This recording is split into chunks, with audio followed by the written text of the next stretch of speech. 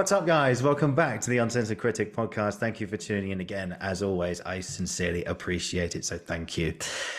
Today, we are joined again by, oh, I should have asked this before. Are you Sabina or Sabina? Which one is Sabina, definitely Sabina? Sabina. It's Yeah. Sabina. Okay, because last time I think you said it was Sabina, but it's definitely I Sabina. honestly didn't. I went back and I listened. Did you? Yeah, Okay. I went back and I listened to the podcast. Okay, right. Yeah. You've So done I your honestly research. did say Sabina. Yeah. Okay, so it's either it's probably just me making it up as always. So anyway, Sabina Netherclift has joined us again, and it's a director, LeCoq specialist, a movement specialist, and everything in love with the arts, from directing, producing, and everything in between. And she is back to talk more about LeCoq and what she's been up to since we last spoke. Sabs, how are you? Oh, well, thank you. What a lovely introduction. I love the in love with everything with the arts. That's so true. Well, yeah, you are, because I've spent enough time around you to know that. Yeah, absolutely. I do love everything to do with theatre. Yeah. And actually, uh, film is fascinating, but it's so different. I've realized how different it is. It's just a Mm. completely different sort of beast. But theatre is definitely my thing. Yeah. We're seeing a film directorial debut anytime soon. Oh my God, no, I don't think so. I don't think so. Yeah, we'll stick with the Not- roots. I think so. I think so. Stick with theatre. Stick with the theatre. Okay, good stuff. I don't think I asked you this last time, but there's a starter Mm, question which developed over the course of the show, and something I didn't ask you last time, which was, mm. where did it all come from? Where did the love of the arts and theatre, where did it all start for you? Oh my goodness. Um, I was quite a shy child, I would say, very Mhm. shy. And I then sort of started actually dancing. That was the first thing I started doing.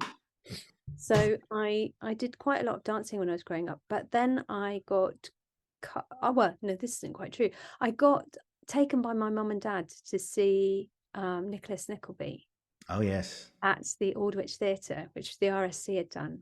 And it was over it was like over 2 days. It was an enormously long show. Um, and it was absolutely brilliant. I remember just being David Threlfall was playing Smike, and I wept and wept at his poor state during the course of this. And Nicholas Nickleby is this kind of upstanding young man who fights for the boys in this awful place where they're being schooled. And it was just brilliant. It moved me, and also it was so brilliantly directed. It was sort of had a big ensemble cast, and they played all sorts of different things, and the way that it was staged was just completely entrancing, and I just loved that. And then they did Nicholas Nickleby at school, and I got to play Smike, and I was completely like, wow, this is brilliant. Then we did a bit of Shakespeare, and I liked that too. And I thought, probably I'm a bit more interested in theatre than I am dancing. And I really liked comedy. Um, so I did go to uni. I went to uni and I did English literature, but I didn't get a very good degree because actually I spent all my time doing theatre.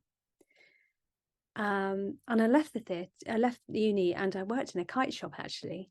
There used to be a kite shop in Covent Garden, and I worked there for a year, just over a year. And whilst I was there, I then saw The Visit, which was by Theatre de Complicité, as they were known then, Complicité, as they're known now. And that was another show which completely blew me off my feet. I was just like, that's it. That's brilliant. That's theatre, and it's a kind of movement theatre, and it kind of like dance, it kind of tells a story through its movement. I need to find out where they got their ideas from, and it turned out they'd all trained, or quite a lot of them had trained at Jacques Lecoq. So I started kind of just investigating Lecoq, and I rang up their offices and I spoke to a lovely woman called Vanessa, and she told me lots of stuff and sent me details about not just Lecoq, but Monica Pagnot, who was a teacher, um, Gaulier, who was a teacher in Paris, all sorts of different things. And I thought, I'll just go to the school and visit it. So I I did that. I got a coach to Paris and I visited the school, which was a bit baffling to them. The school secretary there was there, but the school wasn't in session at all. And I said, I really want to come. How do I go about it? What do you need? And I just wanted to go and have a look. And so she told me, and at that point, you just needed to get you needed to write a letter of kind of like why you wanted to go there. You needed to get a referee. And that was that.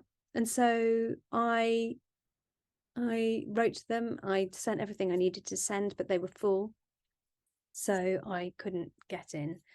And then 2 weeks after they started, someone dropped out and they sent me a little note and said, we've got this place. Do you want to come? I was like, yes. So over the course of a weekend, I upped sticks. I left my job. I moved to Paris. And Vanessa, who I'd spoken to in the Complicity office, was there training as well. And we became sort of best friends whilst we were there. Really good friends. And the rest, as they say, is history. Amazing.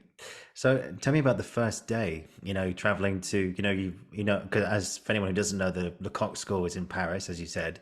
Well, it's now moved. It's now moved to Avignon. Big Avignon. changes have happened. Yeah. So Ah. where it used to be in this amazing old boxing hall, they've now left to go to a completely converted space. I think it's an old fire station in Avignon, which is another beautiful city to be in. And yeah, they're going to be there from now on. Yeah. But when you went to Paris, didn't you? I was in Paris, yeah. Yeah, of course. And the journey from, where did you do your undergrad? Where did you do your English literature degree? London. In I was London.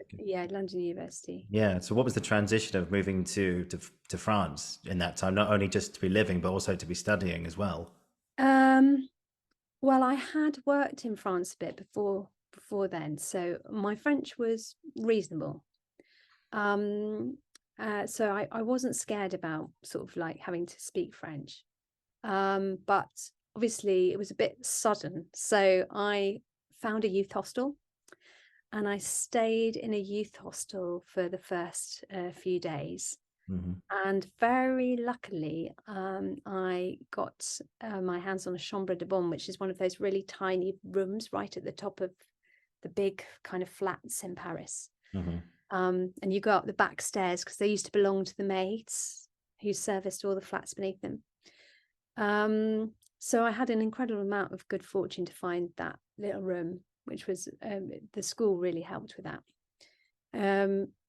And it was sort of one of those moments where the week before you didn't know you were going to be there. So it's sort of complete change and sort of like I had to pinch myself, I suppose, to realize that I was there. And suddenly from selling kites was now sort of doing that. And, all the things that. Oh, yes, I remember that. I remember that. Yeah, so it was extraordinary, but I guess when you're that kind of age, what was I, 21, 22, you're just an open sponge for any experience that will come, really. And I'd saved some money, and I worked in a restaurant in the evenings and at Euro Disney as it was then at the weekends. So I sort of it was kind of one of those extraordinary experiences that everything was happening all at the same time. So I often wonder about how you went from selling kites to the School of LeCoq, and was there ever a moment where you had to do something like that? You had to create a movement of being suspended in the air or anything? Oh yes, And yeah, and you just definitely. go, all right, step aside, guys. Look, I've worked in a kite shop. I know about kites. Let me be a kite. Yes, let me be a kite. Yes. Yeah, do you know, that's such a good question. I think right from the start, I think we talked about this before, but you're so encouraged to look at the world around you. Mm-hmm. And even though I think sometimes I sometimes forget to observe things. And I need to remind myself to look at trees, to look at the sky, to look at the movement of the leaves in the breeze. But that was what was happening then. We're really encouraged to look and to observe. Mm. And I suppose, yeah, we have a thing at the end of the first year called an enquête, which I think still carries on, and you have a kind of theme which you look into, and the group that I was with looked at flight. Mm. So we did spend a lot of time we went to an airfield, we watched birds, we went to the top of the highest, Le But de Chaumont it's called in Paris, the highest place where you can see things in flight around you. Yeah, so it's that great period of kind of discovery and curiosity. Mm. What was like one of the most interesting things you ever saw? So if you were taken to a field or you had to watch people in the town square, what was some of the most like? What's one thing that really stuck with you that you integrated into performance, or probably didn't actually, just in general? What was something that you saw? Well, I don't know if there's anything sort of super specific, but I remember, apart from, we were studying colours and the movement of colours, Okay. and because there are so many amazing galleries, including the Musée d'Orsay, which has lots of modern art in it, I went to have a look at a Klimt, and it was one of the Klimts that's just very gold, and it was big. And we looked at it for such a long time, at every part of this painting, every part of it, and following the colours in it and the movement in it, that it's kind of that is seared onto my brain, that picture. It's I can sort of recall it super clearly. Its beauty and its power and its kind of the life of it, just its colour and the movement within it. Mm. So I think that probably. Yeah, and of course, last time we talked about how you actually trained with Jack himself, with Jacques LeCoq, and you talked about how he could be quite a hard man to please in a way. Like he was very kind of I remember you saying that you could do something and he would just go, okay.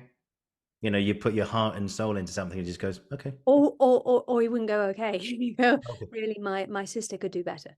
Oh, really? Yes. Oh, Oh, right. yeah. It was funny. There was somebody talking on the radio this morning. I listened to Kathy Burke's podcast, Where There's a Will, There's a Wake, where she Okay. interviews famous people and people that she likes about what they'd like for their funeral. It's very silly and very also sometimes quite profound.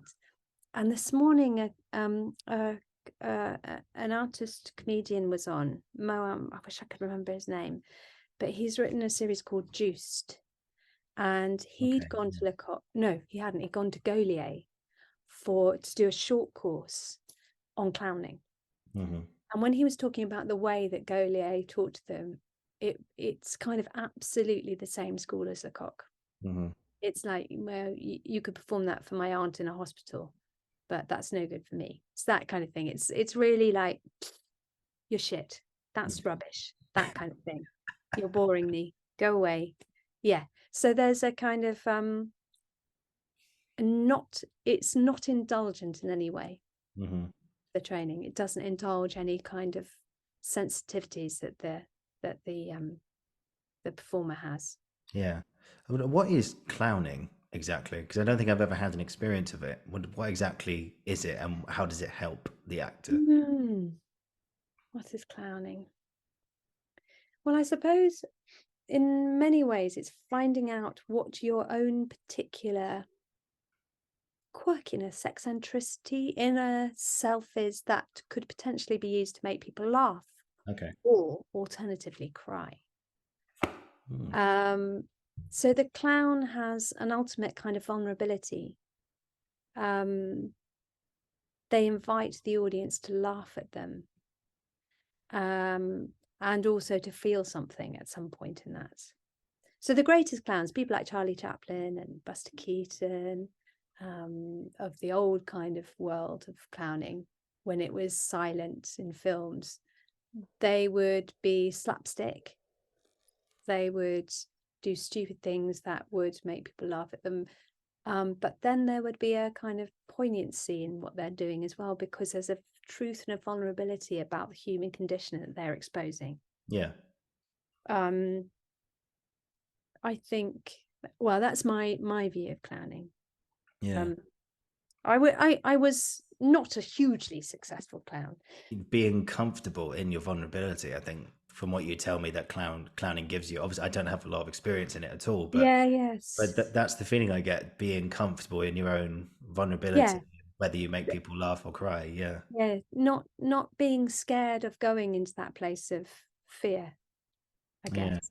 Because I guess one of the first exercises that you have of clown as a clown is that you have to do something to make the audience laugh, and you can't go until you have. And the excruciating time that can take is Yeah. Yeah. dreadful, and sometimes doesn't.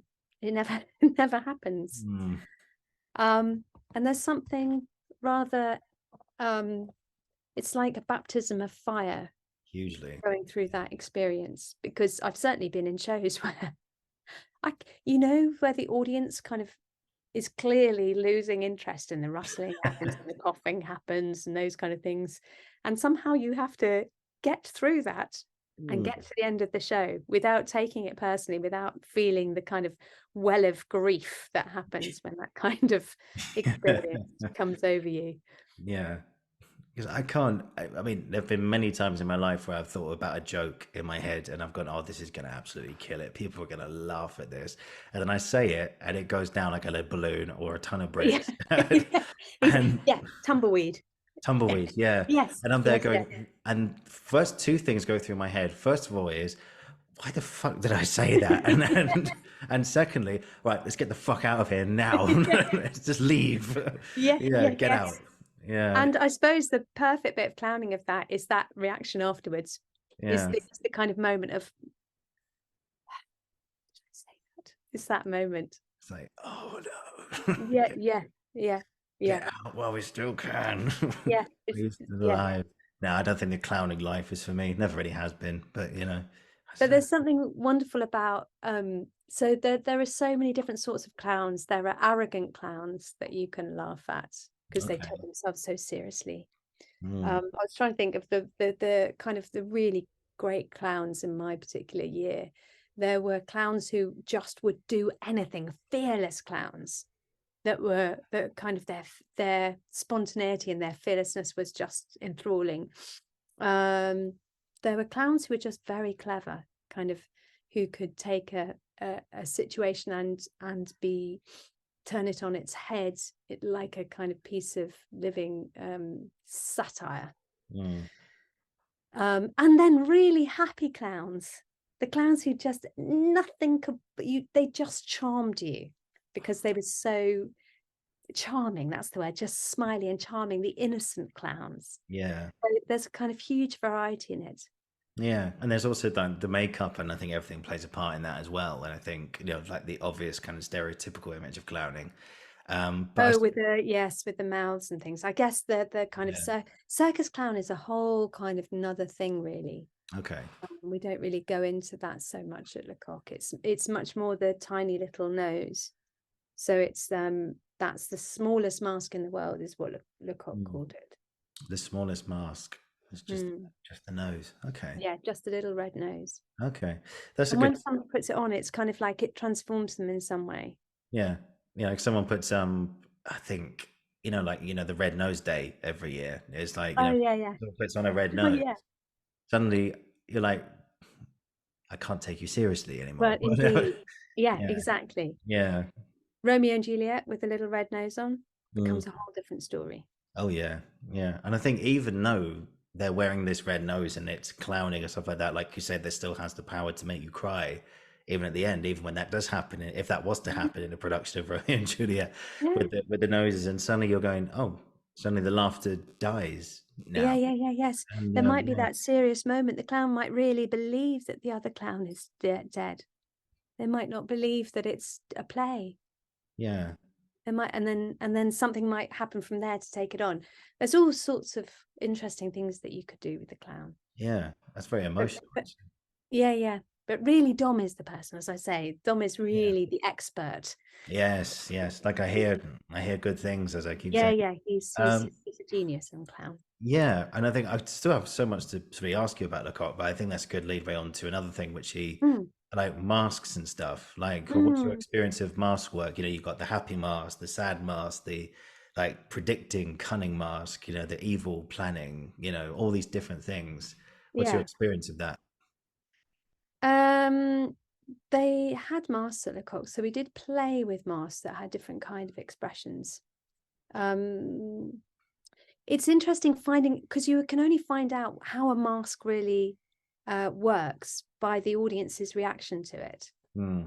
So a lot of it is just through play, finding out how rhythm and movement and the playing of the mask, the kind of rhythm with which you use it, how your head is looking, because you quite often can't see eyes in people's masks.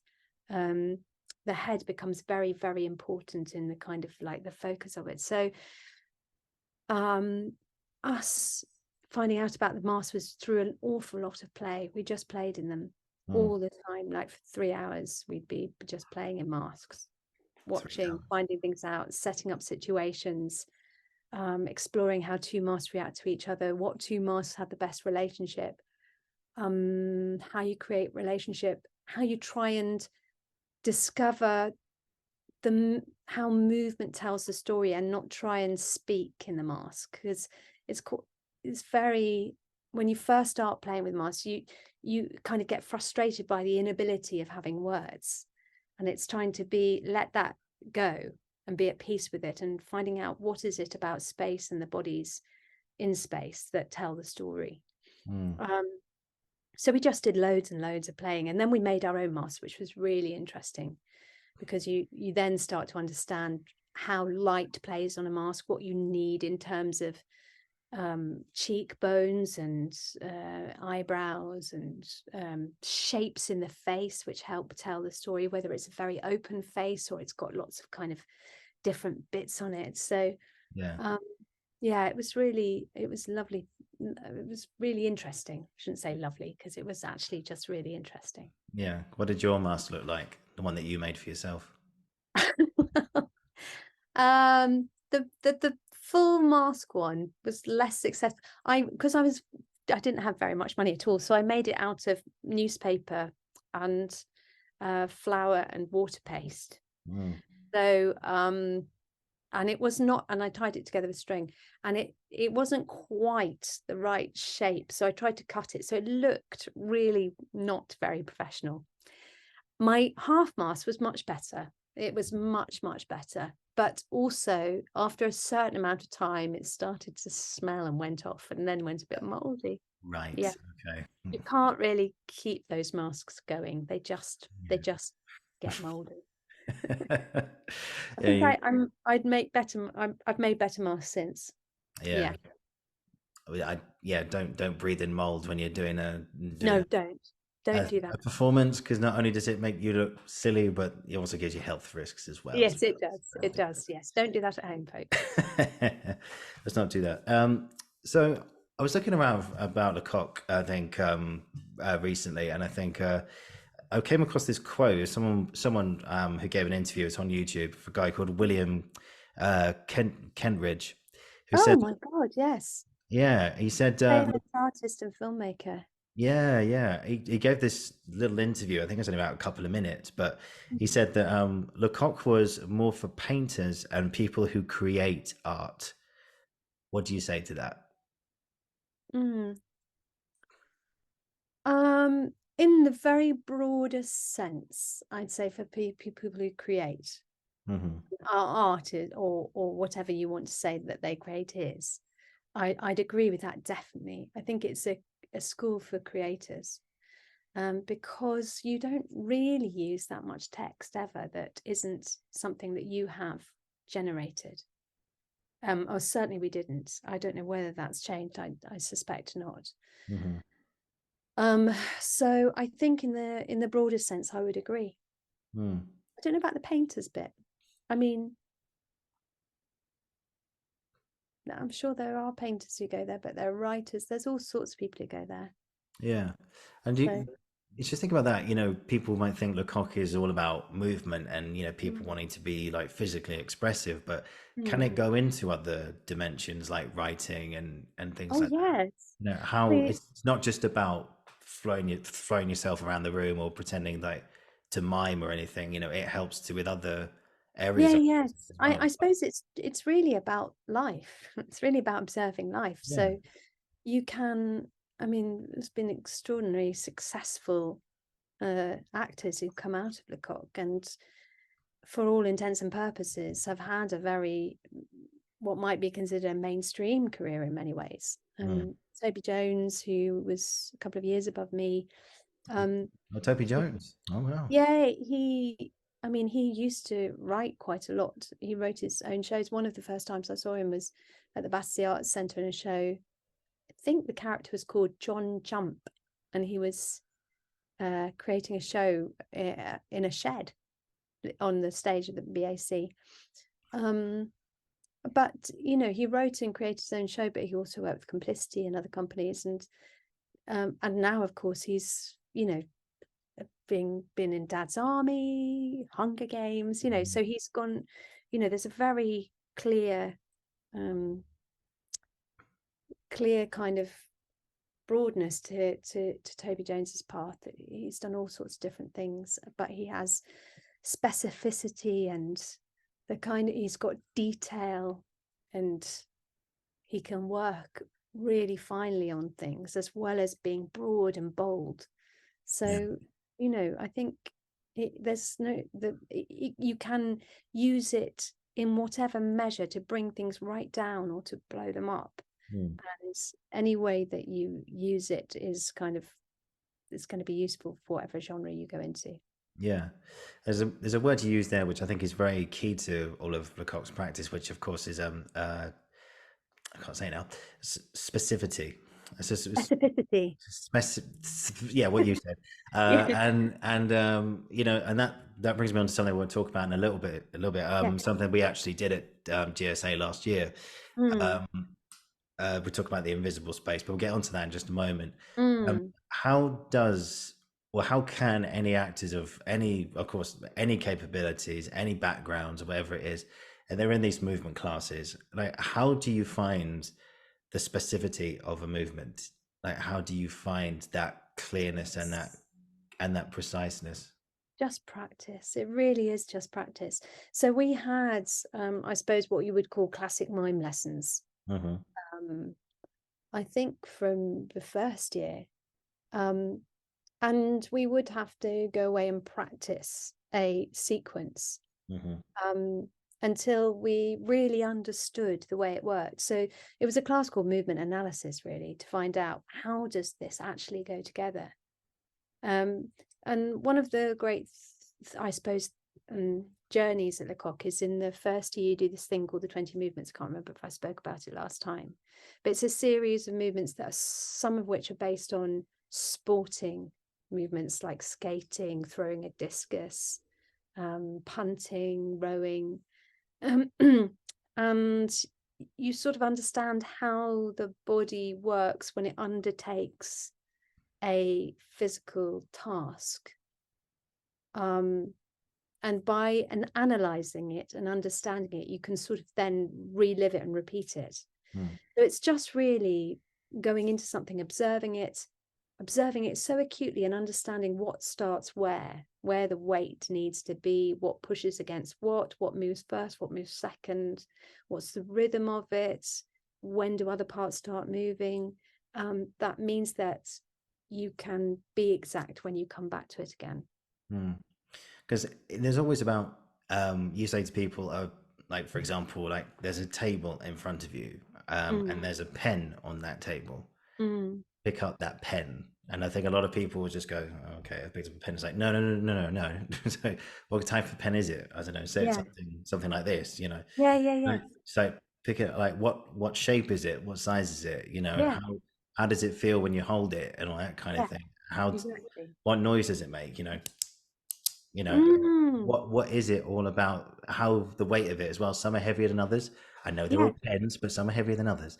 Uh, exactly. but yeah, it's like, and again, it's like, and then another thing I really enjoyed doing was like, how do you feel about holding like a glass of water that you don't Mm, actually see, but it's in your hand, and you've got to take into account like which way the water's going, the mm, heaviness of the glass, how often you're drinking it, and all that stuff. I think we had lessons with Matt Colton a lot, and mm, he talked about. I think there's one session we had to eat an apple. Obviously, it was mm, imaginary, but he mm, said, but really get to grips with how far you've eaten the apple, like what angles mm. and everything. So, and Yeah. yeah, and that sort of thing. Yeah, of course, it's coming back to me now. But it sounds really kind of complicated. But actually, when you actually get into it, and then your imagination starts flowing, and there's another word for Lecoq is imagination. Yeah. You know Yes. how it can just really take you to these places, and also as an audience member, there's that old cliche: if you believe what you're doing, then the audience will believe Mm. what you're doing as well. So Yeah. it's all about that. So how do you feel about all that? I think that's spot on. Yeah. I already, when you were saying about what's the pen, I started to see all sorts of different pens. And Yeah, why would somebody have like a giant pen that had a sort of little levers all the way around it? And they were yeah, trying to write their name with that. That gives a whole different feeling about who this person might be, whether it's their pen or not, than something like a felt, a fountain pen where they put the lid on the end and they write really carefully. I think it's all those things are so the way that somebody interacts with an object and what that object is tells us so much about them. It's yeah. all beautiful detail.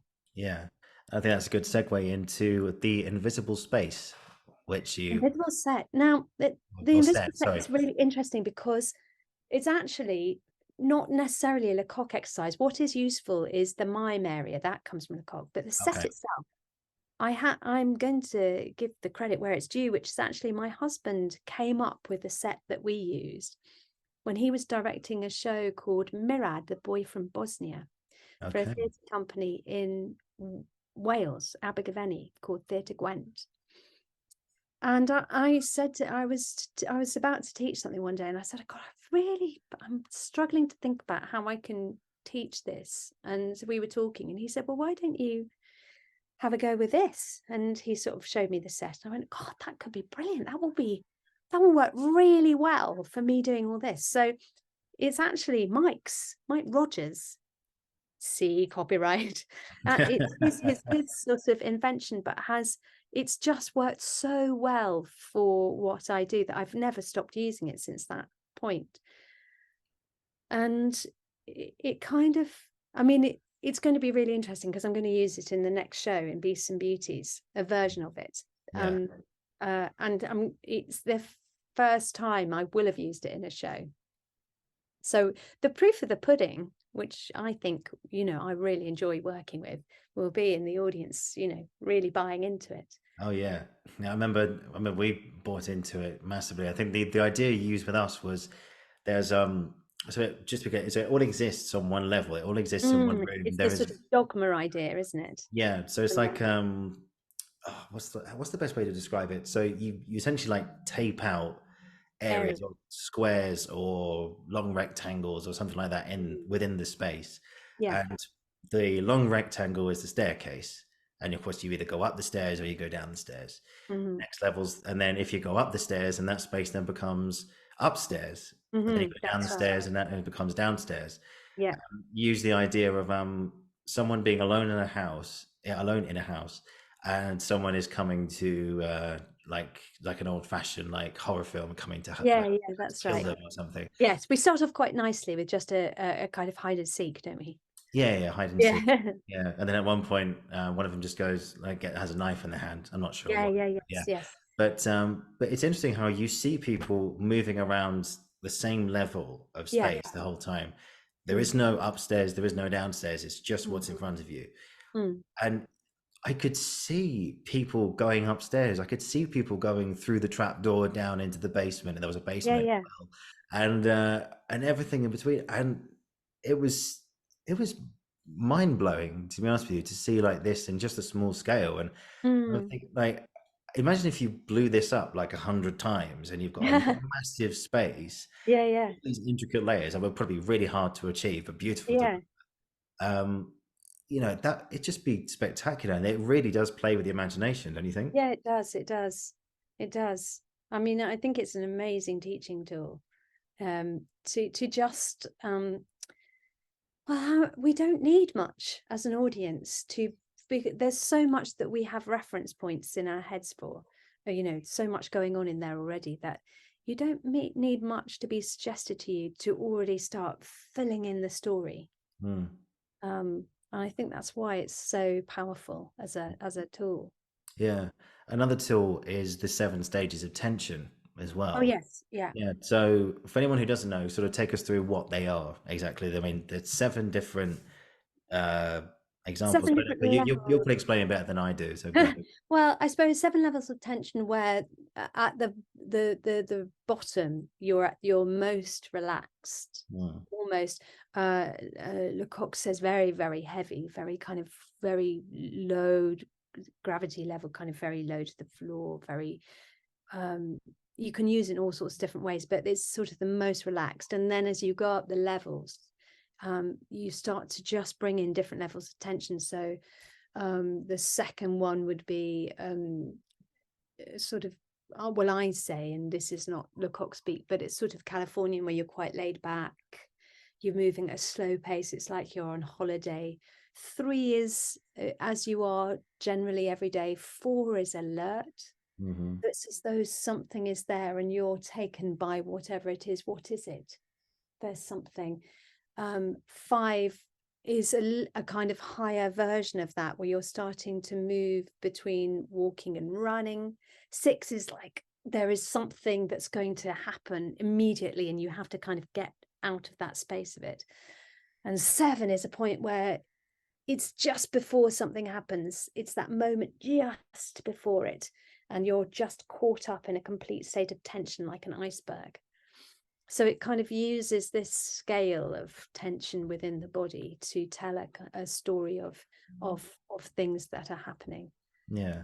I think I'm not sure if this is an example of it, but another thing we did with Matt was we were pretending to be window cleaners, and Mm. we hear a noise behind Oh, us. that's another Lecoq exercise. Yes. Yeah. Is that stages of tension, or is that something else? No, that's something else. That's more Okay. about how you it's 6 sounds, I think is what it's actually called. It's like that thing of when something really takes your attention, like the first time you hear something you won't necessarily notice it, or you won't break your work. The second time you might slow down but you won't actually stop. The third time you might stop and then you'll start again. The fourth time you'll do it much faster. So it's the rhythm of the movement that kind of tells the story of how you're engaging with whatever it is that's happening. But Yeah. it could be something that could be kind of a high state of tension, or it could just be something that's not going to cause you imminent danger, but there's a story to be told in the way that you react to that noise. Yeah. I remember we're pretending to be window cleaners, and late at night we just want to go home, and you hear this noise, and you're thinking, "What's that?" And then you think, "Okay, it's nothing at all." And then you hear it Mm. again, and it's closer. Aha. What is Yeah. that? And then, okay, all right, it's just me. It's just me. Um, and then it happens again, and it's even closer. Mm. And you're going, okay, no, there's definitely something here with me now. What's going on? Aha. And then the fourth time, it's like someone jumps out of you and goes boop, and you go ah, and you're scared and all that jazz. But yeah, now that was really interesting about that creates tension as well. And I think just going back to the 7 stages, Mm. you know, how effective are they? But they're effective, I suppose, in rehearsals and of course in performance as well. Mm. But in terms of that's my reading of them is it's all about finding the body of the character. I think that's a big thing that I got from you guys, not just yourself, but all the other movement people Mm. at drama school as well, is finding the emotional and um, sort of heightenedness of the body in a way. Like what state is the body in? Where Mm. all the emotions are kept and everything, and the stages of tension, either you're relaxed and the thoughts are free flowing, or the Yeah, thoughts yeah. are so Yeah. rapid Yeah. they're literally holding you like this. And Yes, what do you yes. say to that? Yeah, I think that's great. That's true. I mean, I think there are quite a few people who live in quite a high state of tension. Mm. they're trying to hold everything together for whatever reason. They have a lot going on, but they can't let it show. And so, I would say that would be a high state of tension that you're kind of playing in a much smaller way, that you might then, it will release at some point because it can't stay at that state, but someone who's under a lot of pressure might have that state of tension until the moment when it's released. Trying to think, there's a character in Ibsen, I'm sure, that would sort of live in that kind of world. But yeah, no, I think that's right. And I'd probably put that kind of level of tension, I'd mix it with some I'd imagine what a Laban effort might be to go with it, and then I'd probably put it with something like ice, a kind of element, and mix them all up together and try and work out kind of what the main thrust of the character was. The main thrust, and like that sort of intertwines with the intentions as well, doesn't it? Yeah, totally. Yes, totally. Yeah. And I say their intention might be to they've got to keep going at all costs, but something will happen where they can't. God, it's so good to go back all over this. This is great. Yeah, I think I asked we had Rose Ryan back on recently. Oh, how lovely. Yeah, brilliant. Hi, Rose. Hi, Rose.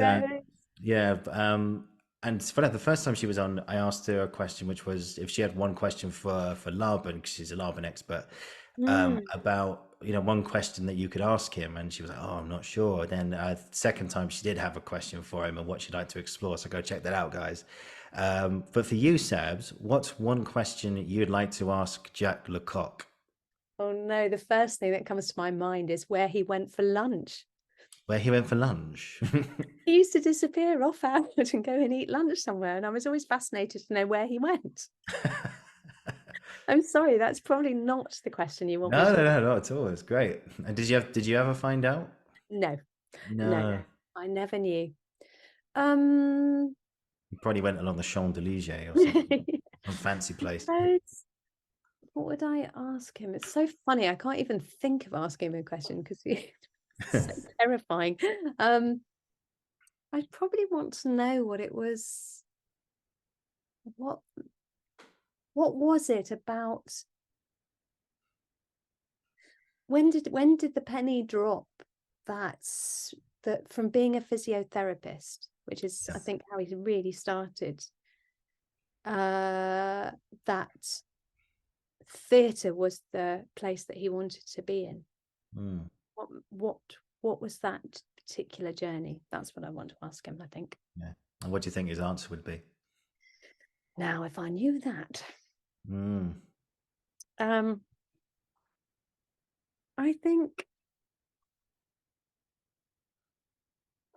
I think he saw the theatre in sport. I think he saw the drama in sport. And I think that might have been the way. I mean, I am slightly making it up now, but that's what I think it might have been. But then, of course, he went to work in Italy, and he worked with theatre companies and commedia companies in Italy. So it's interesting. What was that journey? Don't know. Lots of questions. Okay, there's plenty on there. Yeah. I'm sure I might have asked you this before, so apologies if I did. But was there I won't remember. I can't remember anything on it. Again, just going back, we were talking earlier about how he was quite, matter of fact, and like, oh, you do something, you put your heart and soul into, and then you go, yeah, well, my sister could do better, and you're like, oh, matter of fact, brutal. Yes. Yeah. Was there ever a time? I know we've asked you something like this, but was there ever a moment where he went up to yourself or the group you were part of, and instead of just going, "Oh, okay," did he actually go, "All right, yeah, you're on the right lines here"? Oh, he and we wouldn't go up to you and say that, but because every week we did these autocores, these performances, and the whole of the school would be there. So every week you do a performance to the school, and the teachers would all sit on chairs in the middle. If you made him laugh, then job done. Wow. Yeah. What was that feeling like when you heard him laugh? Well, the one time I remember it was very sweet. I was playing a character in A Dentist. Okay. based on air. And my my character had at the time there were lots of pictures in dentists of people with really terrible teeth, Yes. and I had a child with me, and I just pointed at the post and I said, if you don't look after your teeth, they'll look like that. And however I'd done it made him absolutely crack up for about 10 seconds, but it was enough. Oh, that's enough. That's more than enough. That's enough. That's great. Yeah. But no, it was that. And occasionally we'd have c'est pas mal. It's not bad. Or c'est bon. Oui, oui. So we would get yeah. Positive feedback. Yeah. So no très bien or c'est magnifique or anything. Oh my God, no. I can't ever remember doing anything that he called, certainly not magnifique. I'm very much doubting très bien. Anything else? I really don't think so. Oh. No. But it goes to show that he's one of those people that, sadly he's not with us anymore, but if you made him laugh, then that means you've done something pretty good, pretty good. And I think that's a sign of good work. Well, yeah, I think done something real enough to make that emotion happen. Yeah. It was all about truth. So I suspect anytime I wasn't being totally truthful, it just didn't connect. Yeah. So it's just a really good lesson in how you have to be something. You can't perform it. You can't pretend to be it. You have to somehow inhabit it. Just do it. Just find the truth of it and be in that truth. Yeah. If you're not, then it won't have the reaction that you are intending. Yeah. If you're not absolutely on a hotline to truth. Yeah. It's a bit of a silly question, really, but outside of class, did you go for drinks with him? Did you hang out with him, anything like that? No? Not at all. No. Didn't socialize with the students? Not at all. I mean, not as far as I know. No. Okay. There were teachers who did. I mean, we had an amazing Serbo-Croat teacher. I might have talked about her before, called Sandra. Okay. Who did come and have glasses of wine at the the wonderful little cafe around the corner called Chez Jeannette, which legions of LeCoq students will know intimately well. It had amazing staff who would cry out for your money as soon as you'd ordered your little glass of wine, whatever it was, your beer. And Norman, our mime teacher, occasionally, actually, we did have him. I had dinner with him at one of my friends' flats. There were teachers who would come out, but really, it was certainly not LeCoq, and certainly the relationships were much more kind of formal, I suppose. Yeah, because sort of the tail end to that question was like, what was he? You saw him as a practitioner. We spoke about what he was like last time. This kind of figure who gave very little away, but I suppose like it's a bit silly question, but did he ever let his hair down? Did he ever sort of chill? Did you ever see a different side to him outside of the classroom or anything like that? I didn't. I'm sure there are people who did. Oh yeah. Yeah. He may well have had students that I suspect students that might have been away and come back, old ancien élèves. I suspect they might have seen a different side, because we often had students who would come and watch our autocours, or theatre companies who had been ex-LeCoq students and were in the area who'd come in, and I think there was a different sort of relationship there. But no, I certainly didn't have that kind of insight into his family or into his other life. Okay. Very, very formal. Only the teacher. Yeah. No, it's interesting because you see people in a different light outside of the classroom or something. I don't know. Anyway, back to more serious stuff. Yeah. Okay. Oh, yes. More serious stuff. So we spoke earlier again about the translation from movement, how LeCoq can also help you with writing and stuff like that. And of course, you're also a director as well. I know you've worked with text. You most recently directed Coram Boy last year, which is a play written by Helen Edmunson. I hope I said that right. Yes. So So tell me about your experience of actually being in the director's chair, this time being the commander in chief. Commander in chief. Well, I think I find directing, the reason I love it is a very collaborative process, and I don't have to learn any lines.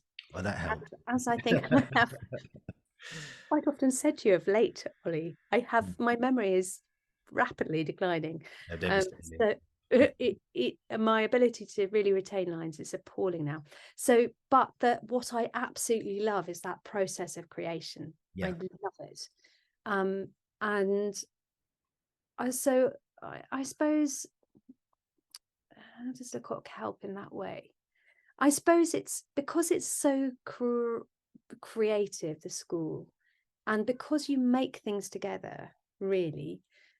I think what it's helped for me is to make it a very, I hope, collaborative process with the people I'm working with, Yeah. so that it isn't about me going, stand there, do this. Although occasionally I might suggest, would it be a good idea to go here? What about if we try over there? I don't feel like I hope I try not ever to give anybody a line reading unless I really feel like their instinct is wrong. And hopefully we find that what we're doing together, we'll try lots of things and then we'll kind of settle on something.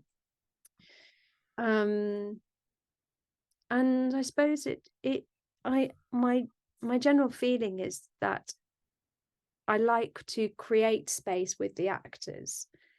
So therefore I'm not, of course I work, Coram Boy had a set, but I like it when it's able to be moved, or the actors are involved in the set in some way, so it's not a kind of very formal kind of set. And then you have to do, of course, you have to think about the ways that you can help the actors kind of explore and develop their characters and the relationships that they're having with the others on stage. Mm-hmm. So and I won't always be talking in LeCoq terms about that. If people find Stanislavski more helpful, that might be something that they want to pull on. I kind of really happy for actors to use whatever they want in terms of their own personal process. But no, directing for me is a wonderful kind of beautiful collaborative process. Yeah. And you sort of have a lot of experience in seeing the body sort of translate thoughts and feelings into the room through movement. But on this occasion, you've actually got people saying these thoughts Yeah, and yeah, saying yeah, these feelings out loud, and yeah, particularly yeah. with a play like Coram Boy, which anyone who doesn't know is talking about a particular period in history, a very tragic period of history where Yeah. which sadly has a lot of relevance even today, is that a lot of children, babies in fact, are taken away at birth from their mothers and disposed of, and Mm. for money essentially. So it's like Yeah, a yeah, very early form of trafficking or something like yeah, that. yeah, Uh, absolutely. You're quite right. It was, yeah. yeah, it's a tough story, but one that I think has a good appeal because of the awareness that it generates and everything. Mm. But what's it like when you're seeing, you don't see obviously you see the thoughts of the way that people are talking and communicating with each other, but when what's the difference between seeing the movement of the body instead to actually seeing a more still body, more tense body actually expressing the thoughts exactly? Um, I think you might need to put that question in a different way. Yeah, sorry, that really didn't make much sense. I'm Okay, not quite sure what you mean. so what's it like actually hearing the words out loud comparing to seeing someone? Seeing a movement piece, for example, Yes, yeah, or seeing something that's expressed through movement, like a yeah, mask piece. yeah. Is that clearer? Is that more? Yeah, yeah, I think so. I mean, I suppose they're just two different ways of exploring people's emotional states and relationships to each other. Mm-hmm. So I guess in mask, say it was something like mask or mime, where people didn't speak, it was more like dance in some way. Mm-hmm. The power is all in the movement, and the power is all in what is not said. Mm-hmm. Whereas I guess with text work, if it's beautifully written and there isn't a spare line, you know, that sometimes things can be overwritten and you want to just sort of not hear everything that people are saying. I mean, we have language, don't we, to express ourselves. We wouldn't develop it unless, I suppose, we really needed it. But one of the exercises at Lecoq, one of the first exercises that you do is that you come into a space and you improvise, but you're not allowed to speak until there's something worth saying. And actually, you realize quite a lot how we'll just fill space with words because we feel uncomfortable for whatever reason. But actually, people don't generally do that when they don't know each other. People generally do that if there's a sort of special situation they're coming into. So it's quite interesting as to when to speak, what's the formality of speaking, who's got the power, why do you speak? All those kind of questions become really important. But I love words. I sort of went to Lecoq because I liked words, but I also liked movement. Yeah.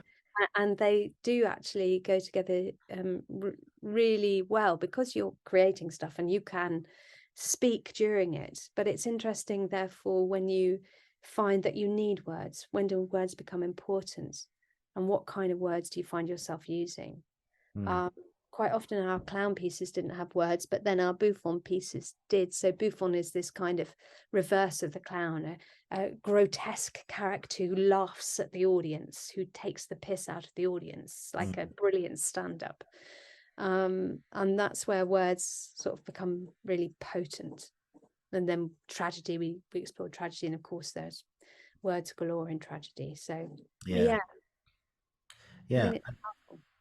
I think you know, seeing that there was a very good sense of like the body expressing a story as well. Even though you're talking, the body is still actively Oh involved, yeah, absolutely. physicality and everything. Yeah, and Mm. you know, I think I remember seeing that, no, seeing that production of Core and Boy because and everything, and there was a real sense of everyone had a really clear idea of where their emotional or physical state was, you know, where it was in their body and everything, and that emphasized through the lines which they were speaking, especially like the lead characters who had to at one point do some, you know, even though it's theater, it's all pretend, you know, Mm. it's all this, it's all that, you Yeah, know, these are dumb, these are, you know, makes of babies, these aren't actually real, it's all absolutely the fine. little sacking babies even made Sacking out of baby. sackcloth. Yeah. Yeah. And you know, and they are, sadly, there's a scene where they are disposing of these bodies in a hole in the ground. And there was a lady who sat behind me at one point, just went, "What? Oh no, oh no!" And it was a genuine like reaction and stuff. And I think that's a testament to how you guided that whole group and really got them to really think about their bodies and the movement of them as well to help tell the story as well. So yeah, congratulations on. Uh, well, thank you. A testament to the company. I think they were really, really great. They were really Yeah, great. I mean, I think it's a powerful story, as you say. It's a powerful story, and you can only treat it with kind of respect. And I think you're right. The horror and the everyday way in which one of the characters kind of went about the business. It yeah, sort of no longer became something that was um, anything out of the ordinary. It's kind yeah. of the worst. It's like we know when evil is really present, when the things that horrify us normally have become something which just doesn't trouble anybody at all. It's an everyday thing. Yeah. An everyday thing. Exactly. Yeah. I think there's so many, you know, interesting layers to the cock. Like he can give, and the training that you had and what you've given us is, you know, there's not one asset of this industry. There's not one little leg on a spider diagram or whatever you call it, and that he isn't connected to in some ways. There is always something in his work that Yeah. could transpire to anything. And, you know, and I think I'm not sure if I asked you this last time. Mm. And again, if I did, but actually, if I did, then fine. I think, you know, talking again now, we've had time to sort of be away and actually work together and actually think about this. Yeah. But when you work together on when you worked on Coram Boy, and with text and with words and the other shows that you're doing, which are more movement based, Yeah, that's right. They are. is there something that words can do that movement can't, and vice versa?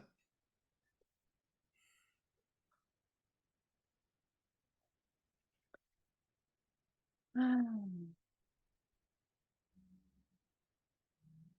that's a really good question.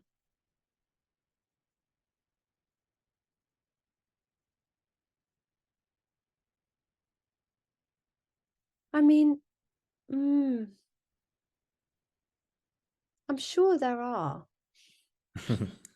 Yes. I'm sure there are things.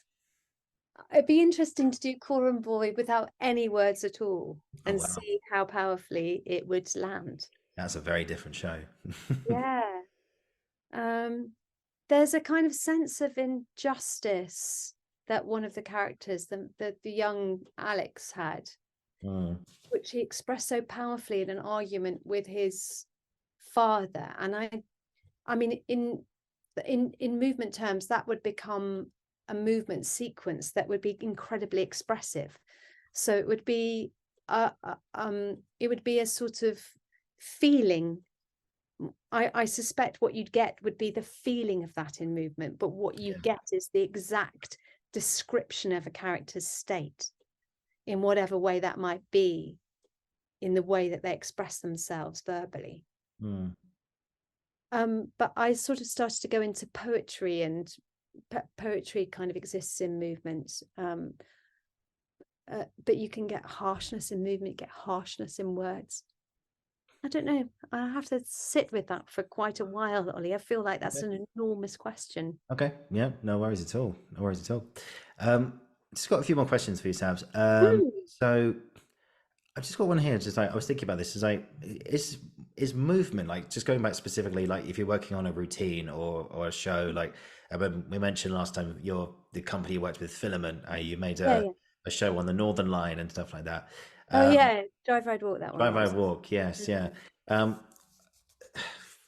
I might be answering my own question here, but I'm going to throw this out anyway. Go on.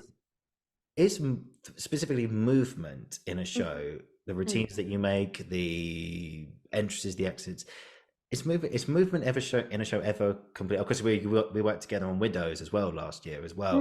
You worked, no, That's not so right. much. Yeah, not so much with myself, but with the girls, with the bodies and everything, and carrying Yeah, them yeah. out of the water and stuff. Is movement ever complete in a show, or you can't, or is it constantly being, even on that last show? Is there ever things that you're looking at thinking maybe that could have been different, or is it ever complete? Oh, I think I suspect every director would go back to their show and want to tweak it. I Yeah, mean, maybe not Les Mis, because that seems to be running for a long time without being tweaked. yeah, But they've got that down. They've got that I down. think they might have that down. But yeah, I'm sure. I'm sure, because you can always make things tighter or more lean. Um, but eventually you just have to let it alone. Mm, You have to, it's a bit like, I guess, like the lines. You have to let the actor just do what they're going to do, as long as they don't do something that's horrifically going to throw any other actor off yeah. course of what they're doing. And they're in response to others, then you have to let it alone after a while. Mm. Yeah, you have to stop. And just leave it there and not. Yeah, Yeah, because it could always evolve. Everything would always evolve, I think. yeah. It's interesting how, you know you look back on things and think, oh, I could have done that, or I could have done this, but Oh actually, yeah. I can't think of a single person who doesn't do that. I yeah, mean, I'm always fiddling with for example, Earth Makes No Sound, yeah. which is the show that we are currently kind of working on a lot. We're doing it in lots of different ways. I'm always fiddling with it. Mm, We'll have done it in one way, and I think, oh, I think I might try it this way this time round. So we had a bit called Clay Water, and the first time we ever made it, literally they were in about 4 different pairs. One was being water and the other was being clay, and they were singing and moving as water and clay. Next time I did it, I took away the water completely. So they kind of had the same relationship, but they didn't have any kind of water movement. Okay. This time, everybody's just going to melt. So it's just, it kind of, I literally am not stopping with that. Yeah. And some of it has to do with how the actors can hear each other in the space that they're in acoustically, because it can be really difficult to be spread out. And some of it's just to try another version so that it kind of keeps developing and growing. It's so that never stops. So that's constantly evolving. And I think that's one thing about the show that we've said, it is a constantly evolving piece, that one. Yeah. We've given ourselves license to make it that. Yeah. It's just, yeah, that's great. I'm just thinking about, there's other, just all these questions I got written down here. You know, your passion for movement is just unrelenting, and I could, I've seen that in person, and just talking to you again today about it, you can see how much it means to you. But what specifically was really exciting about Lecoq's work? What excites you about bringing his work and your experiences to other people? Um, I think the creativity and it, I was going to use the word unleashes, which seems like that's a big word for it. But I think the creativity which I can help people develop. I think that's what it is really, because everybody has their own physical selves. And that some people are more flexible, more whatever, physically. So what I'm really interested in is not is hopefully allowing an actor to, if they're very thoughtful and very intellectual, kind of find a little bit more freedom with their bodies. So they feel like it's something that they're happy using. Hmm. But apart from that, it's really as a tool to find their creativity. That's what I'm interested in. Hmm. And you sort of, I can imagine you've had many of those moments where you see someone just follow Lecoq's help, well, his movement and everything, and your guidance, and you see them become a different performer. You see them become someone which you never thought, or expressed themselves in a way that they never thought you'd saw them in that sense, like that immense sense of I helped to unlock something there. Yeah, I wouldn't. I would be shy of claiming that I have been responsible for anything like that. But Yeah, I think as part of what an actor has gone through at the school, I've definitely seen huge developments in students. yeah. But you're Yeah, part of that. You're part of that change. being part of it, yes, yes, yes. But I would Yeah. never think that I've been responsible for any enormous changes in people. I'm sure you'll be pleasantly surprised. I'm sure you'll be pleasantly Yeah. surprised. Just got two more questions for you today, Mm. Sabs. I know I'm very aware of the time. I know you've got to shoot off in a minute. Um, what do you think sets Lecoq aside? What makes him unique compared to the other practitioners like the Labans, the Pina Bausch's, the all the other kind of big movement guys out there? What sets him aside from the rest? Well, I suppose Pina Bausch is extraordinary in her own right as a creator, as a dancer. I mean, wow. Mm, Um, Laban, I think, do you know, it's really interesting. I've been working with some directors who are ADHD, have ADHD, okay. um, have ADHD, have a diagnosis of ADHD. And actually, Laban is really interesting for them as a movement practice. It, it interestingly seemed to be more accessible, which was really interesting to me because I was working with them on the elements. Because I don't know what exactly it was, because it's we work quite slowly through them, perhaps, or they take a while to kind of work into the body. These students found it more difficult to access that kind of work than they did Laban. So it's interesting how different, I suppose, different practices appeal to different people. But for me, I suppose the power of Lecoq is that it demands, the whole practice demands curiosity of the performer. It demands for them to look at the world around them and to observe it and to understand something about it that is them as well. Mm-hmm. And I guess the other two, well, I can't speak for Pina Bausch, and I don't know enough about Laban, to be honest, but for me, it's a pure movement practice in some ways. Yeah. And Lecoq is movement, but from the point of observation. Taking something that you've seen and really exploring it and understanding what it is so that you can then apply it in some way. In whatever way is helpful for you in your practice in order to achieve whatever you want to achieve from it. So in all the kind of different things that you might be looking at, whether it's animal studies, whether it's the movement of color, whether it's the exploration, even like, I think I'm sure I told you about this before, exploring the movement of different languages and what that releases. That it's all about paying attention and observing. And I think that is one of the greatest things about it. It demands that you are present, observe, witness, and then translate. Brilliant. What a very apt description. Well, I don't know, but I think that's what my feeling is about it. Yeah. When I couldn't, no, I trust it because, you know, not only did you spend time with the guy, but you've learned from him and just apply everything. And, you know, I just want to say, just thank you not only for just coming back, Sabs. It's been amazing talking to you again. But Oh, just, thank you. and I don't think I ever properly said thank you for the training that you gave me, and I never Oh properly my said. goodness, you're so But welcome. no, thank you for. I learnt so much from you, and it was a pleasure to share a rehearsal room with you again. Going back to Widows, Oh, and to do the invisible wall. In fact, we first met actually back in the Zoom days of GSA, yes, and we did. Oh my goodness, that was so difficult. yes, that was less than kind, Yes.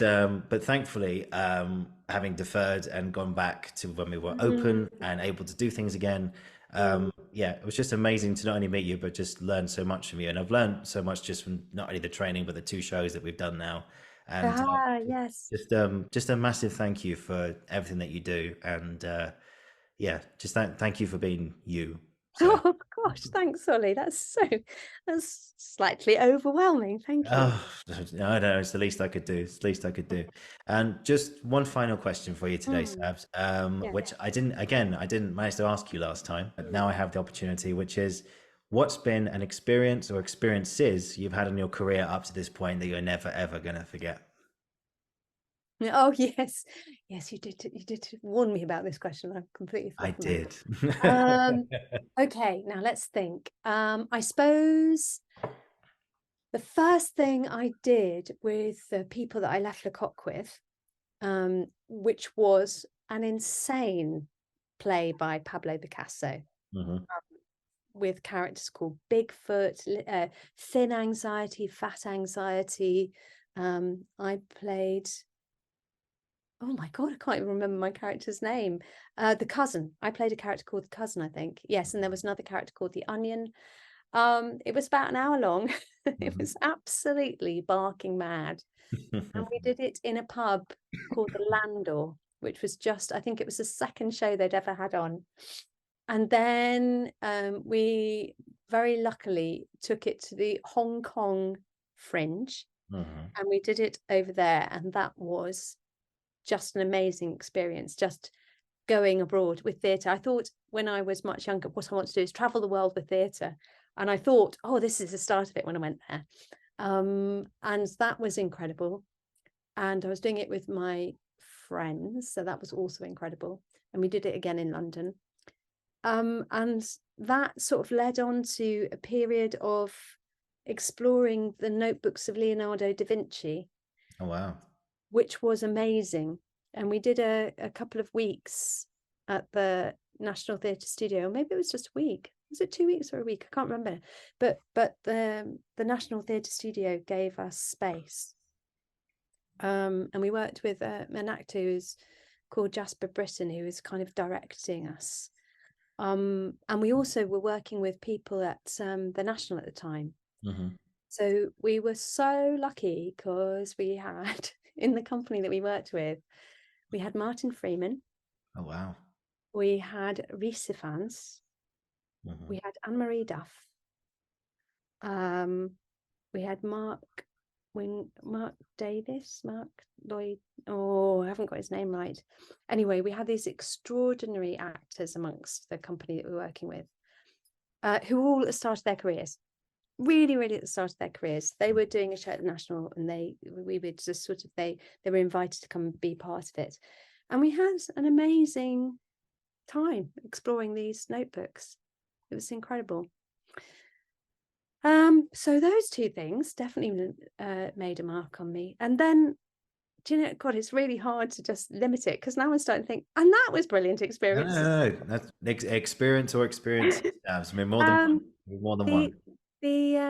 then I worked with the Clod Ensemble, and I loved that. I loved doing that. It was musicians and actors working together, and the storytelling of having musicians involved in on stage as part of the experience of what was going on was just great. And I think the kind of we tended to play at the Battersea Arts Centre, and it was just a very very powerful formative time, I think, of really exploring how you could tell stories through movement, but also with words and also with music, and I guess kind of influenced in some ways what I do with Filament. Yeah. So I mean, those things for starters. I don't think I'll carry on, Ollie, because I could be here all night. Is there one more? Is there one more you'd like to say? What else?